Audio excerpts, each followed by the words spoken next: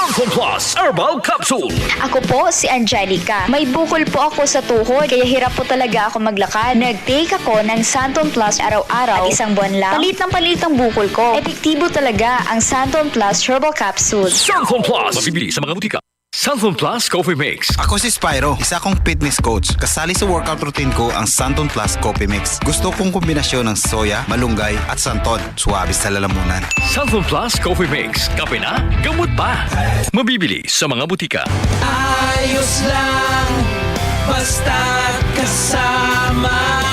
Konting Tanduay Light, buo ang kalooban. Tanduay Light. Gaan ng tama, gaan ng may kasama. Drink responsibly. Araw-araw man ang laban, buo ang kalooban. Basta't kasama ang Tanduay Light. Drink responsibly.